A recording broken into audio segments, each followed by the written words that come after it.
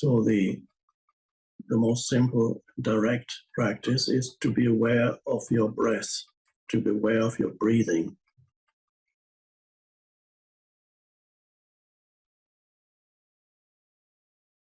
For example, now.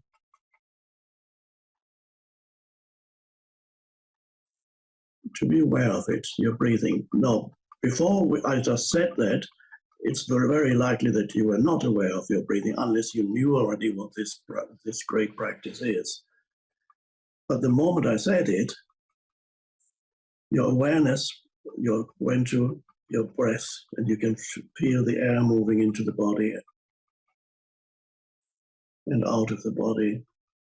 And you, so to speak, you follow it with your attention. You follow the air with your attention as it goes in and out. That is the most direct and simplest practice for being present.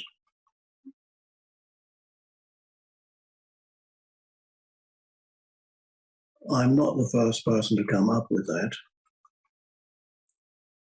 Somebody called the Buddha already talked about it 2,500 years ago. It was called Anapanasati Yoga. It's the practice of the ingoing and outgoing breath, ingoing and outgoing breath awareness. Now, the breathing is always there. Most of the time, you're not conscious of it.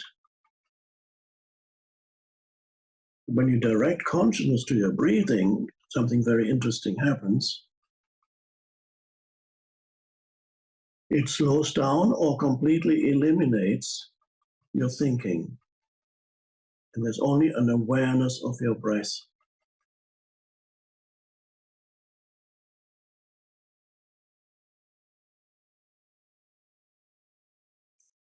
So if you're being tortured by your thoughts, as many people are,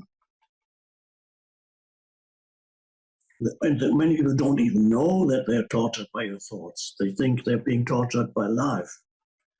Whatever their life situation, my life is so dreadful. My life is so difficult and complicated, and I can't stand it anymore. This is and then the narrative continues and continues. And you think that's your life, not knowing that it's a narrative in your mind, it's not your life. To confuse a narrative in your mind with your life is a fundamental, very dreadful error, but very, very common. Has anybody taught you that at school or university? Probably not. The most fundamental knowledge, not to confuse a narrative in your mind with your life, because your life isn't a narrative in your mind. It's always now. It is never not now. This is most fundamentally, your life is now, not the narrative of past and future. That is helpful for practical purposes, but no more than that. Not to give you an identity. That's a fictitious identity. Your true identity is rooted in the power of the present moment, the power of now. Be aware of your breathing.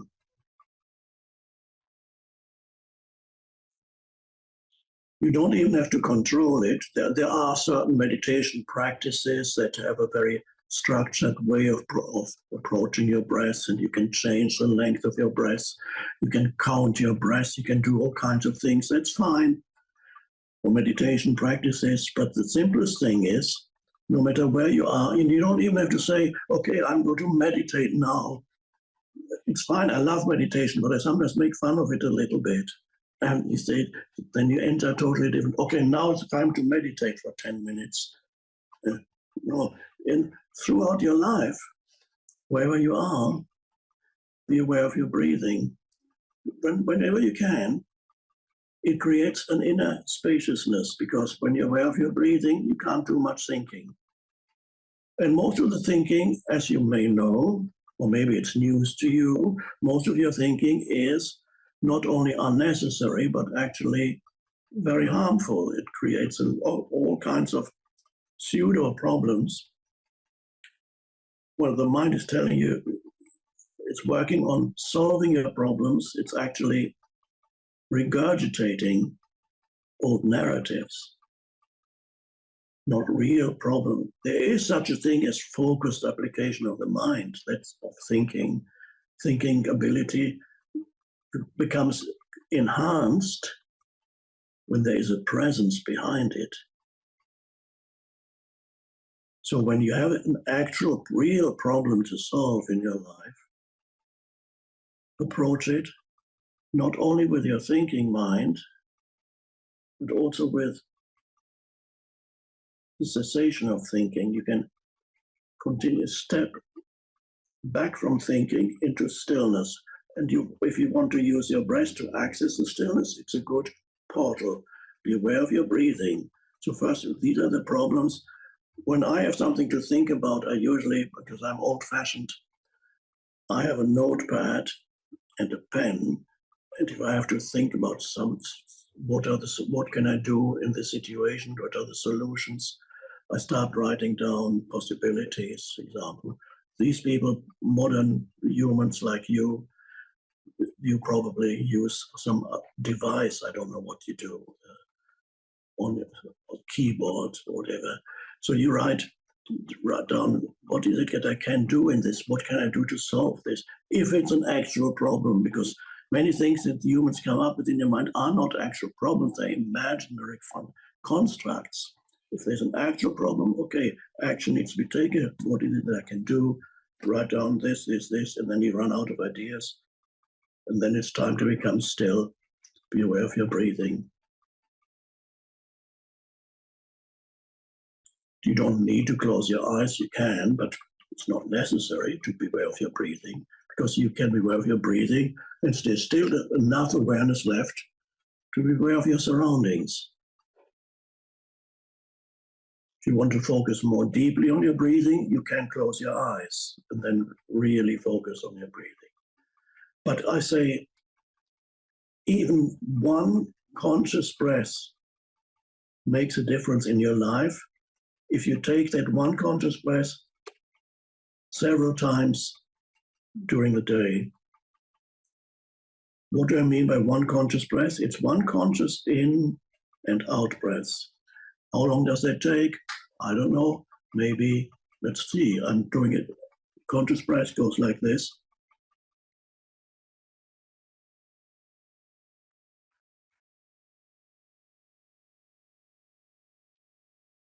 That was it. In and out. 10 seconds, maybe. Doesn't matter. And that's one conscious breath. What does it do? It creates a gap in your stream of thinking, a stillness, a presence arises. That's all, has always been there, is always there underneath all the thinking. So presence is it not something that you need to achieve or attain. It's something that you discover because it's already there. So you can't really work hard to become present because it's already there.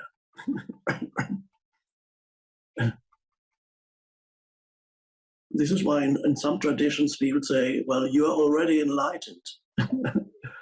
and the person says, what are you talking about? My life is a complete mess. How can I be enlightened? All my relationships are in shambles. I'm not enlightened. Well, underneath all that mental noise and emotional turmoil, there is a presence.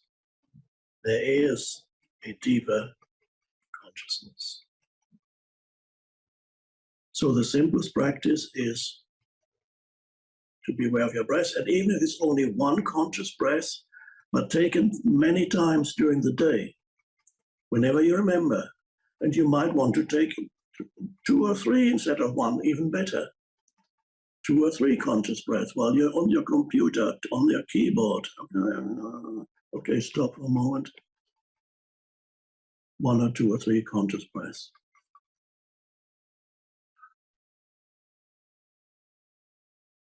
Or just observe that you're breathing. Just direct your attention there. You're breathing. You are breathing. There's no doubt about it. You're breathing. So just observe that you're breathing. Breathing happens to you. You're not doing it. But for most people, thinking is the same. Thinking happens to them. They're not doing it. They have no control at all what their mind does. They have no awareness. So thinking happens to them in the same way that breathing happens to them. But this doesn't have to breathing. Yes, that always happens. Something in you wants to live, and it's breathing. It wants you to live in this incarnation, and that's why you're breathing. And no matter how unhappy you are, you cannot kill yourself by stopping breathing. You won't be able. Nobody's ever committed suicide by stopping your breath, holding their breath. Something in you does not want to commit suicide. It wants to come to the end of your incarnation naturally. And only the silly person wants to commit suicide.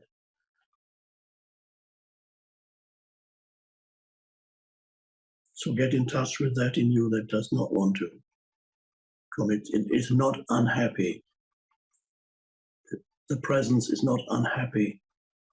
The awareness is not unhappy. So the simplest practice, be aware of your breathing. Now that can lead you into the next practice that they're very closely connected. The other practice is to be aware of the inner energy field of your body. When you're breathing, that connects you almost inevitably with the inner energy field of your body, because you breathe into. And if you can feel that you're breathing into as deep as the abdomen without doing no effort, it's just happening. Don't make an effort. It's just happening. You're breathing and your attention follows the breath as deep as the abdomen, belly. Although the air probably doesn't go there, but your attention goes with the breath. And from there, you can sense an energy spreading out throughout your body, an inner energy field. It pervades the body. I call it inner body awareness. That's also an ancient meditation practice, if done in a more structured way.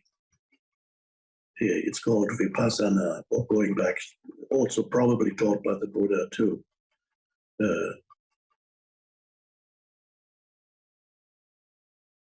And by Jesus. We only have fragments of his teachings. He talks about the possibility that your whole body can be full of light.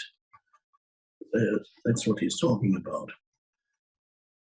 So inner body awareness, to sense the inner energy field of your body, and breath awareness are closely related, and sometimes breath awareness inevitably could connect you to the inner energy field of the body, and then they merge into one practice.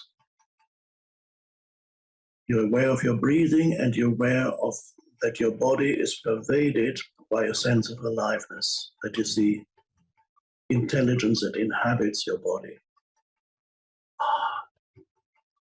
It transcends who or what you are as a person. And you feel intensely alive. Not in an excited way, in a calm way.